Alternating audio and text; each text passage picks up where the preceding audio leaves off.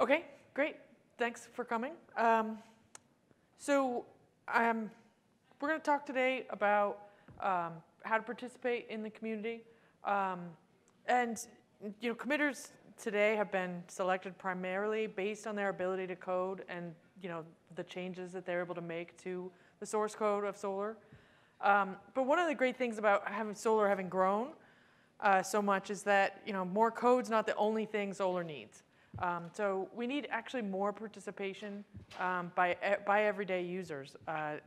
Frequently, particularly, it's a case with Lucidworks where a lot of the committers really just work on Solr and they don't have as much interaction with everyday users of Solr as might benefit the project as a whole.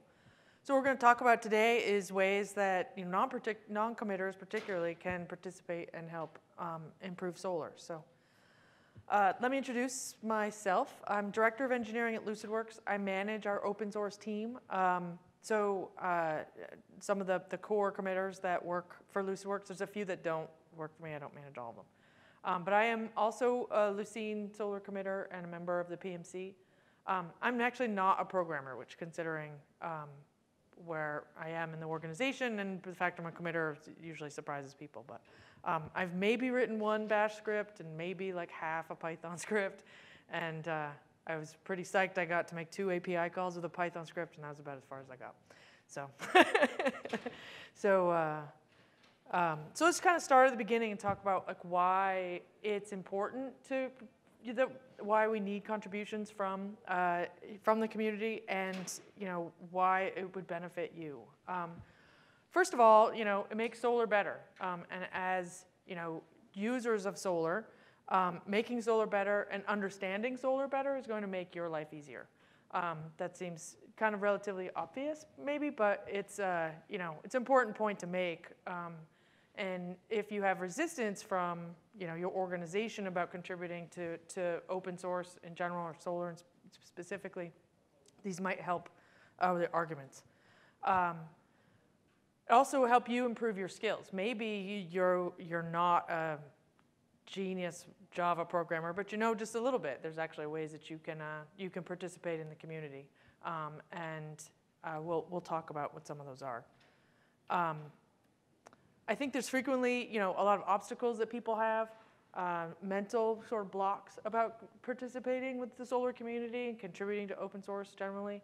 A big one is I don't know enough about Solr. I actually hear that a lot of, the sort of assumption that, well, the committers are these brilliant, genius, like experts, and if you don't think you're at that level, then you don't know enough to contribute.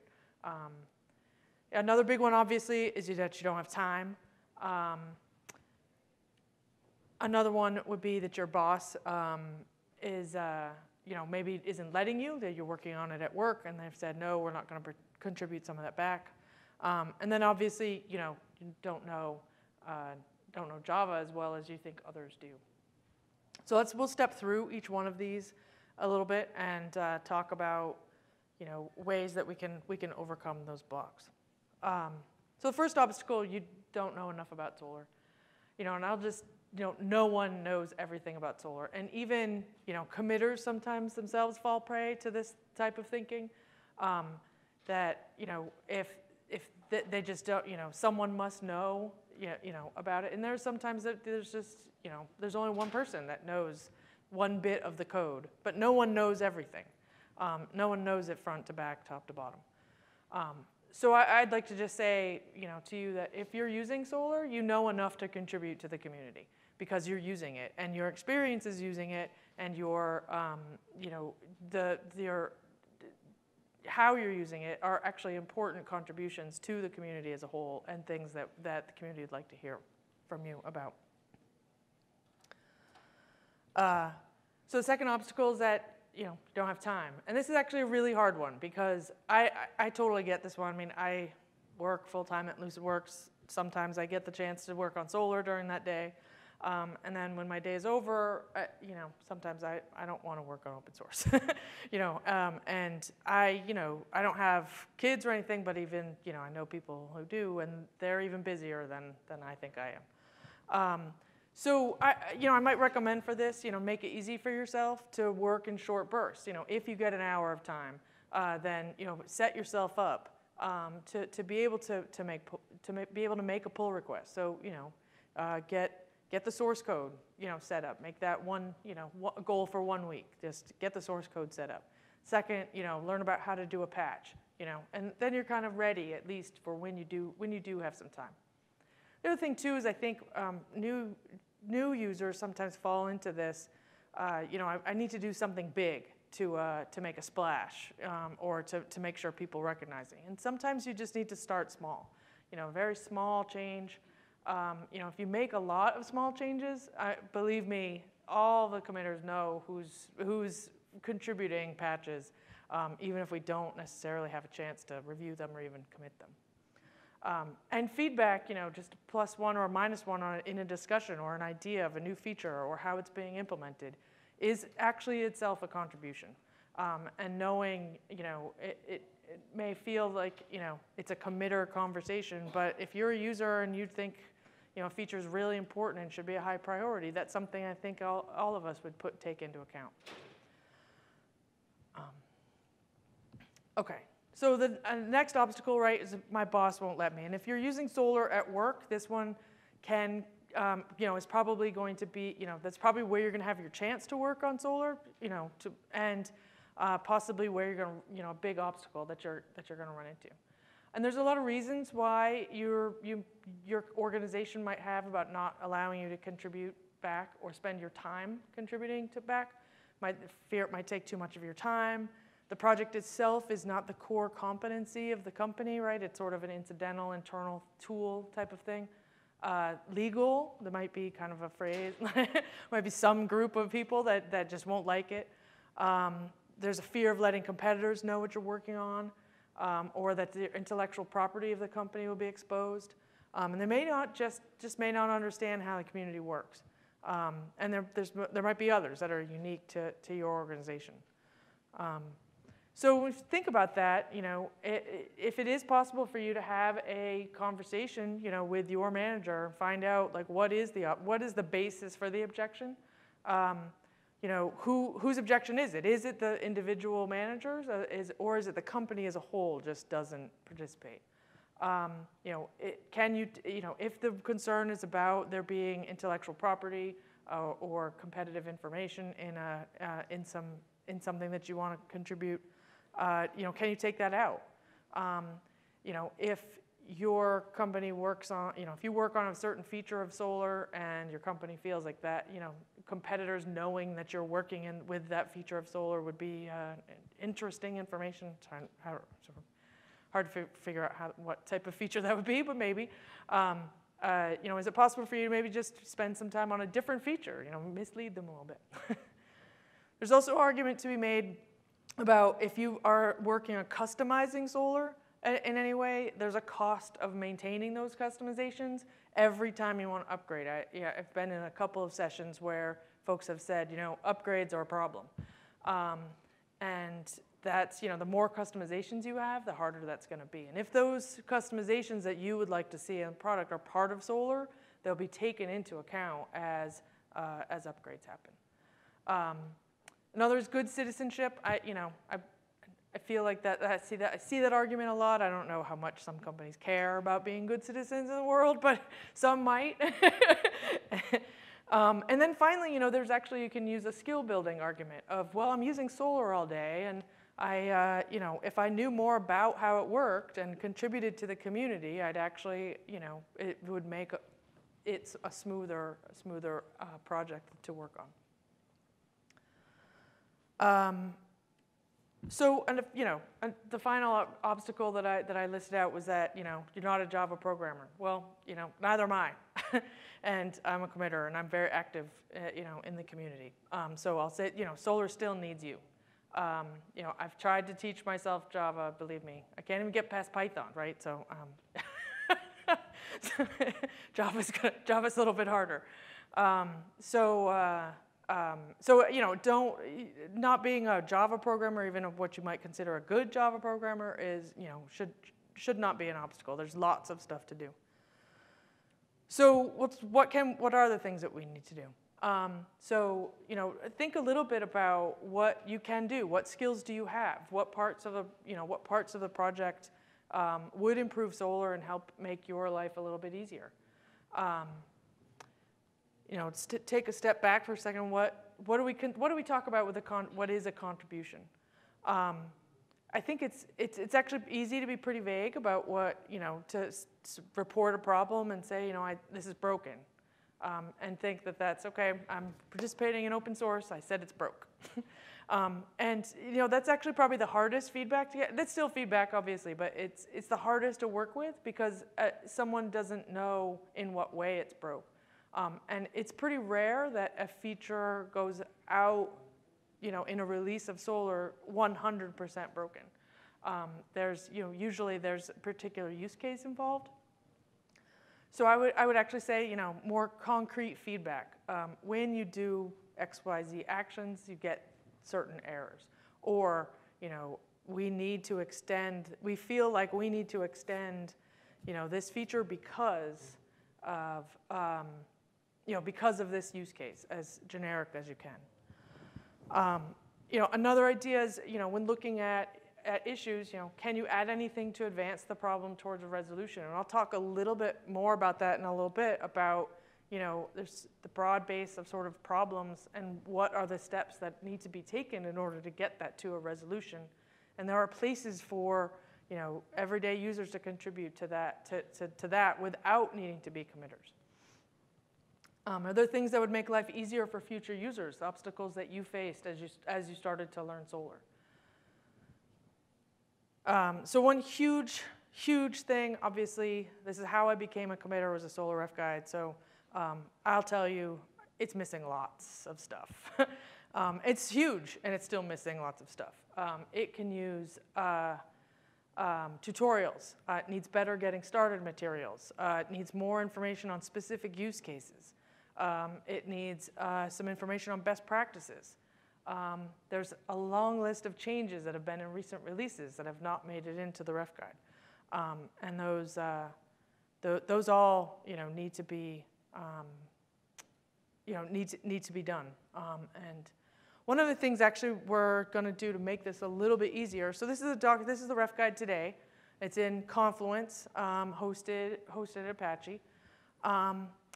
And, as let's see, the editing is limited to committers. And that makes sense. It's official Solr documentation. But essentially the only way for anyone not a committer to contribute to it is to make comments on individual pages or, file Jira issues. And it's probably I know it's not the easiest thing in the world. The online ref guide is only for the next release, right? I mean, I think that screenshot says that. An unreleased guide will cover Apache 6.3. Sorry, Solr 6.3. But 6.2 is the release. So what's your only option is a 700-page PDF, which is massive, I know. So one of the things when I first suggested this talk, I hope to spend the entire session on this, but it's not done yet. We're actually working on the future documentation, moving the documentation Solr ref guide out of Confluence and into a new sort of system that we're developing.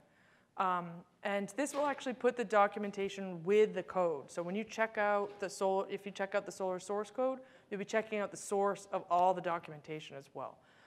And this it'll be written in ASCII doc, which I'll show some screenshots of what it looks like.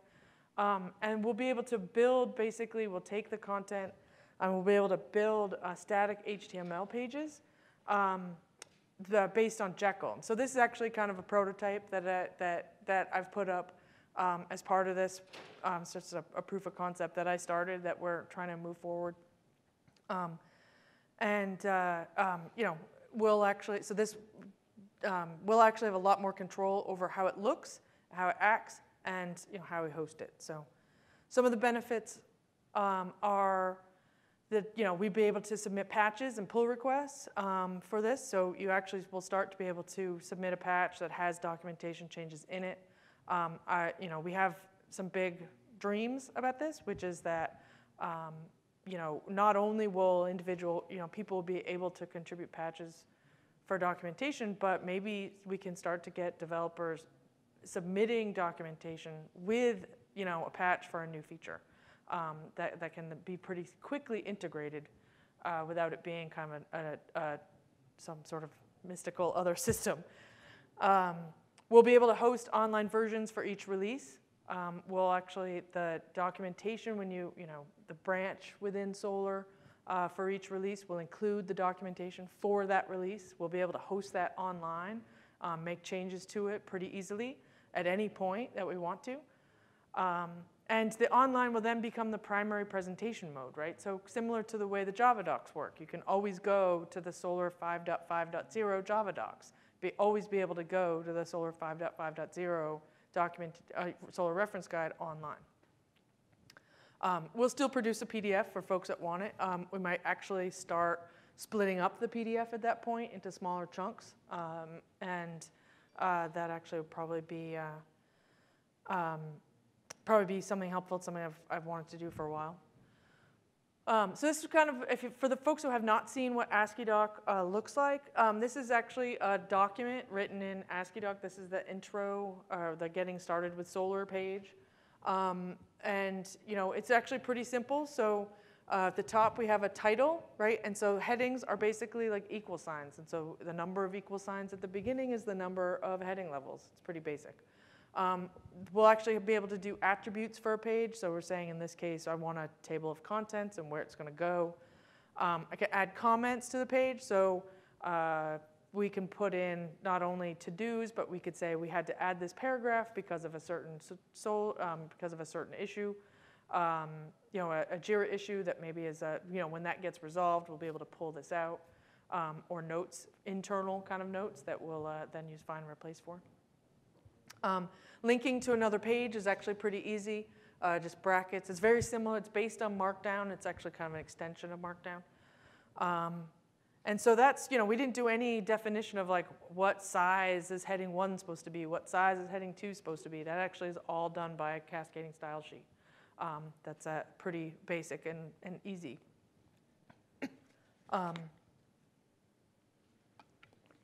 Excuse me. AsciiDoc makes it incredibly simple to take small bits of content and make it into a larger section. This is actually how we'll produce the PDF. And this actually does with this syntax of the include in the middle there, said include full text of another page. It's just sort of include : : and then I name the file that I want to include there. And once this is rendered, actually it looks like this, right? I didn't have to define all of this content in 2 places. I just kind of pulled it in. I don't have a screenshot of it, but there's actually inside those square brackets there's actually a syntax to be able to tag content. So I'm saying I only want to include a certain section of another page. You can do this include syntax with source code, so we can actually have examples, good examples of the managed schema file or Solr config XML, and then call those pages and say, I want lines 20 to 25 of those pages in here. We don't have to try to maintain the examples all over the documentation. We maintain them in the one place in the source code. Info blocks are actually are supported, pretty simple warning notes, and then you completely worry about styling them again in the Cascading style sheet. Just something pretty basic there. Code examples also, just have brackets. We're saying this is source section and the language. This system has a lot more support for different languages than Confluence does. Confluence is pretty much, Java, XML, HTML, JavaScript, a small list. This actually has it implements pigments lexers, of which I believe there are hundreds of lexers to be able to format code, and so it'll look like this. It'll actually be a lot easier to read. I can do code callouts, right? So I can actually put inside a bit of source code these things like this and say, line 1, I want this. This is what line 1 is. Line 2, line 3, and that's actually very simple. You see the syntax over there. It's just the style of the comments within the source language that, right, so it's an XML example, so I've got my bracket, bracket thing there for the comments. And it just automatically renders that when we make the HTML pages without too much extra stuff happening.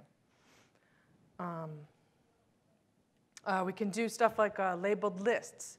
So that actually might be easier to kind of show like this, where we have indented sets of lists.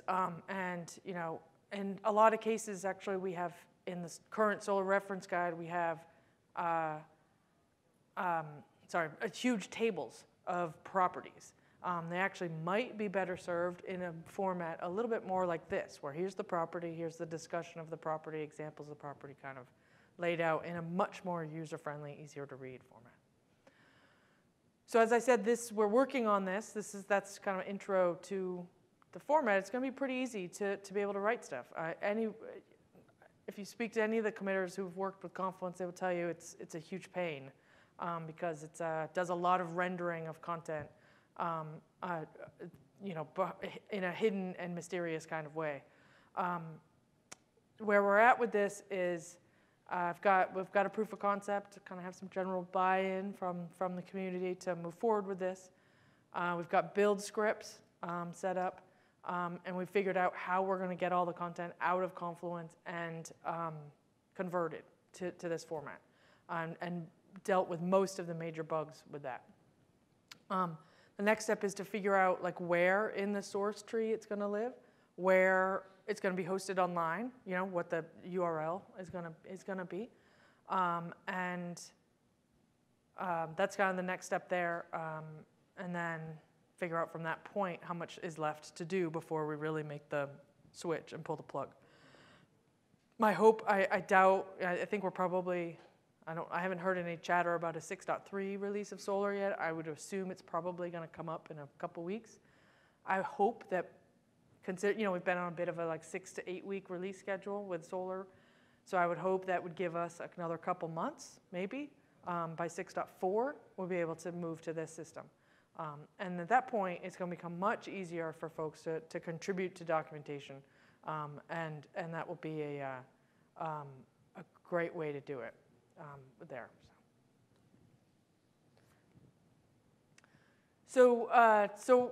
Let's moving on to other parts of the community that we want to that you can contribute to. The Solr user list is, we can never say enough how much help there. It's pretty high volume. There's 1,000 mails a month, pretty much. And there's a lot of new users that show up there, and in IRC actually. If you look at the IRC channel throughout the day, frequently I just started using Solr yesterday and I'm lost. And sometimes the answer is, okay, you need to find the Solr user mailing list, and here's the ref guide. But there's, sometimes, new users may not understand how to ask their question, right? So how, to sort of say, I have an error, like they don't know that it's okay to just say, here's my Solr config file, here's the query I'm trying to run, here's the here's the log output. They may not know where the logs are, right? So just doing some basic troubleshooting on some problems would help a lot. XY problems. If you were at Stump the Chump last night, Haas explained what an XY problem is, where you pose the question like this, but actually you're trying, you have your problem is actually slightly different than that. Pointing users to documentation or explaining terminology. Obviously, I kind of repeating myself. Jira issues are another area. So as of, this might have been I think someone closed a whole bunch last night, but as of yesterday morning, there were 2,807 open Jira issues for Solr alone. That's not counting Lucene. And 2,466 of those were open more than 6 months ago. So we have a big problem with old issues not going anywhere. And there's a lot of help with a lot of these. Sometimes the step is just needs to be try it with the latest Solr and see if we can reproduce it. Sometimes they were filed without a lot of initial information about what version it was on, what the exact steps were to reproduce. And in some of these cases, we actually just kind of have to say, we don't even know how to reproduce this. We're going to have to close it. But there's a lot of ways to kind of advance a bug report without, without being the person that actually commits or makes the fix, right? And I want to step through that a little bit. Obviously, the easiest thing is reporting a problem. That's where the bulk of the energy and a bulk of the ability of the community to participate is going to be. There's also, but we also have, showing the logs and steps to reproduce. Even just being able to reproduce a problem and saying, you know what, I see the same thing myself. That actually goes a far way, because now a committer looking at this says, okay, now we have 2 people with the same problem.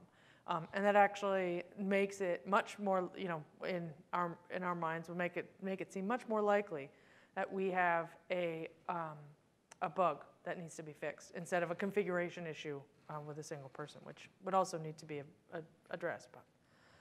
But maybe it's possible for you to write a test to reproduce it that reproduces the problem, right? So we know that we have steps to reproduce it. Now we know enough to be able to write a test. Maybe you've become more expert in Solr than even that, and you can actually start to look and possibly find the cause in the code. You see something obvious. Maybe you can provide a patch, right? So all of this is done. All this is before a committer even needs to be involved, really, based on your knowledge and the level of your knowledge, right? And then finally, right, we eventually need to commit a fix or decide it's not a problem. We sort of, I think we frequently I fall into this too, we sort of start here and say, okay, I reported the problem. Now I need a committer to do all these other steps. But the more quickly we can get it to the point of needing the commit, the more likely we're going to be able to get those patches done. Because if it takes a bit to reproduce the problem, I know the guys that work with me at Lucidworks, if it's going to take them longer than a few hours to try to reproduce a problem, I'm going to ask them to move on, because we've got other stuff we got to do too. Unless it's something that's kind of, that we think is a big problem. If there's something that's actually really close, it's all the way to a patch, and we know it's a problem, it's going to be a lot easier for the things to get committed. And sometimes, just a me too. I mean, just this level obviously is important. Every level is, but each level advances it a little bit closer. And if there's anything that you can do in that, you've contributed to the community right here. All right, so so as I just said, think about how you can advance an issue. If the issue has a patch, maybe the issue does already have a patch. It was submitted by someone else. Another way to help, I didn't kind of put it in my little hierarchy there, but see if the patch applies cleanly, and and see if it actually helps resolve the problem. That's actually a step of validation that a committer would need to do. Seeing someone else say, "I've been able to use this," helps. And as I said, tests that prove the problem. So that's a few of my own ideas. There's actually a few others. Haas wrote a blog. This is actually 2002. This is 4 years ago, and every single one of the points is still valid and necessary. 14 ways to contribute to Solr without being a programming genius or a rock star. Which I started this talk. I was halfway done with it, and he said, "Oh yeah, remember that blog post I wrote 4 years ago?" And I said, "Oh, here's my talk right here." So. And then Alexander Rafalovich is giving a talk next, I think in the room next door, about Solr examples and trying to really beef up a suite of examples that people can use. And he's actually started what he's calling a Solr example reading group. He's going to talk more about it in his talk. I'm going to plug him, plug that just a little bit. That's a URL that goes to a SurveyMonkey survey to get on his mailing list, I think, for him. So Solr needs more users sharing your experiences, and I really want to stress with everyone your feedback is welcome, and your contributions are absolutely needed. There's a smaller number of committers than there are users, And the more users we have involved, the better the project is going to be. So does anybody have any questions? That's it. Yeah, go ahead. Have you estimated, based on the current contribution rate, how many people would be a good number to kind of plug the holes? So the question is if based on, if I've estimated how many people would be a good number to plug holes in Solr. You know, I have not, actually. I hadn't actually even thought about it that way yet. I think, you know, I think there's a lot. I think we could have a lot. I mean, everyone in this room plus probably a bunch more. if I had to guess. Go ahead, sure. Are the ASCII docs like in sort of a /docs folder, or are they like nearer to the code? So like if I edit like a method, do I then have to go over like remember what ASCII doc to edit, or is it somehow like linked up? So the question is whether the docs are kind of separate from the code or if they'd be closer to it. I think we're going to start off probably with them separate as a /docs. Yeah. So it would have to take a look. You'd have to try to go find it. You know, I think once we get to this system, we've got ideas for how to do validation. So you know, when you run pre-commit, maybe eventually we get to a point that says, hey, you didn't edit any documentation. And you know, maybe the code, like the comments in the code, can point to which like ASCII doc files are relevant there, or which one's covered in. You know, just some more connections that we can make in the future. But right now, we're just trying to get it in. Yeah, go ahead, Ted. In one of your earlier slides about the documentation needs, Uh-huh. fairly high-level needs. Has any more specific areas been identified? Like, we need a tutorial for this kind of thing. Or we need to get started in this area. Perhaps maybe it's Jira issues would be useful. It's like, oh, okay, we need a tutorial for this area. Yeah. That's something to go write that. Right, okay. Yeah, so the question is about fleshing this out into more details. So we've not, at this point in time, made a list of that. But you're right, actually, it would help a lot. I mean, you know, I think one obstacle today is that, you know, it's hard for anyone to actually contribute some of this stuff. And once we, you know, I feel like I'm pinning everything on like the day we get to ASCII doc, but certainly that's going to make it easier. And you know, this also actually suggestions for what tutorials and what getting started areas would be is a great thing actually also to come from the user community of Solr of where are the gaps? You know, I mean, I can think of a few, you know.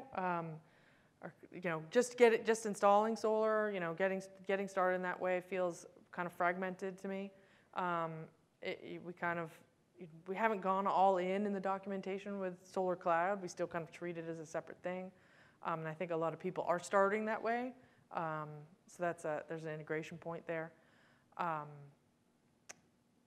You know, and I think yeah, I can think of examples, but but it's actually a fantastic idea to then make Jira issues for these, because then people can jump in and grab one. Yeah, it's a good idea. Yeah, go ahead, Joel. I'm just wondering about tutorials, how deep you want it, because there's a lot of blog out in the web out there, and a lot of those could be integrated into tutorials and things like that. I was thinking about writing tutorials. Is that something you really want added to the guide? Yeah, the question is, there's there's a lot of tutorials out in the world, and is that something we really want in the ref guide? You know, I think some might be too specialized, and others, I think I think once we go to this kind of new world with it, I mean, right now I would not probably put them in Confluence, right? But I think when we get to kind of the Solr ref guide, meaning like all documentation that we maintain, all kind of in the same place, then we can, you know, maybe we don't publish a ref guide specifically with this big, huge list of tutorials, but we publish here's tutorials for Solr guide, you know what I mean, type of thing. Or, you know, we actually, because of this capability to pull pages into different things, we can publish we can publish oh, here's your use case, sort of a guides for specific use cases. Maybe it pulls in content from a bunch of other pages, but it's all the stuff on one topic in one place. It's a good question, though. I think we'll have to think about it as we go along. Yeah, Angel? Do you have any plans for like what are we doing with the wiki? Right. So that's good. That's a very good question. The question is about the wiki. So we have the old Solr wiki, then we have the Confluence, which is, people call a wiki, but which I guess technically it kind of is, but it's not the way we use it, sort of. I think my current thinking is that I still want to go through the old documentation in the Solr wiki, and kind of just delete it out of there and let that still be a community maintained place, or that where anybody who becomes a contributor to that wiki can edit like it is today. However, I think it's gotten really slow. It's really big. That may not actually work out. It has those notices at the top for a lot of pages saying this stuff is dated and take a look at the ref, right? Most of that stuff. Right. Probably makes sense to either clear it out and only have really specific, very few things left. I don't even know what those things would be. We probably should move everything to the new system, especially people who could put in patches and actually work on this stuff. Mm-hmm. And be as good as actually having it. Right. Okay. Yeah. I mean, we could probably totally explore those ideas. I mean. Have jiras or issues where people, contributors, not necessarily committers, could take that up to just go through the wiki and say, okay, we can delete this page is safe to delete. Mm-hmm. And be in a position where we have a much page where it would go. Yeah. Yeah. That's actually that's a good idea. I agree. Yes. I'm just curious about this. This probably applies to documentation as well as code. So do you guys have a process where you do code reviews before somebody actually commits their stuff? Because you kind of manage the group of Uh-huh. committers. So is there a process in place where somebody reviews it before it actually is kind of submitted to like final? Yeah. You mean within Lucidworks? We do. The question is whether we do code reviews, and we do a little bit. There's a few people in the group that are not committers. Obviously, we do those. We review those patches. But I think it depends a little bit on the feature, and we mostly rely.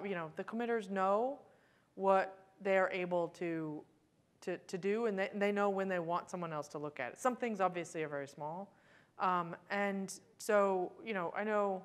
To Jacqueline, Noble, Steve, I know they talk to each other and they'll say, I want to look over this patch. And some features we just decide are so big we are going to do a review, but we don't actually have it formalized as always a rule type of thing, because we make the assumption that Solr as a community has said that you're to be trusted to make the decision when you want to review.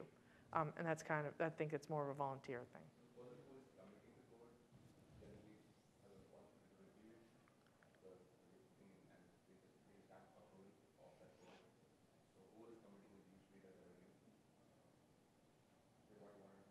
Yes, but because it's going to be shipped with whatever version goes up, right? I mean, I'm just wondering. I understand it's a trust, but I'm just wondering, is there an additional layer of security just to make sure that this was kind of done the right way, or?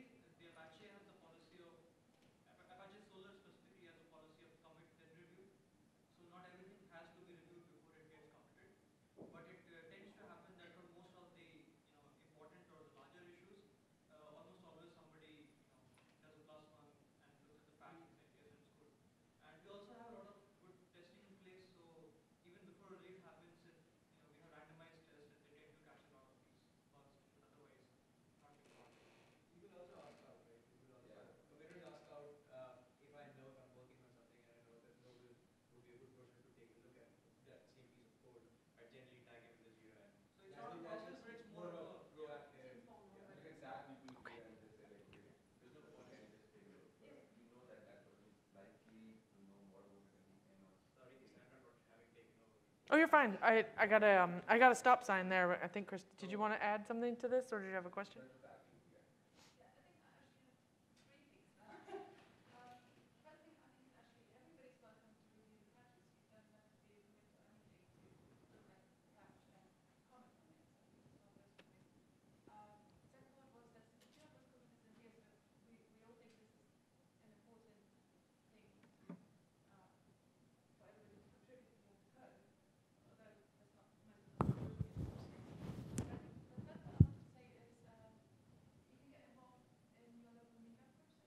Mm.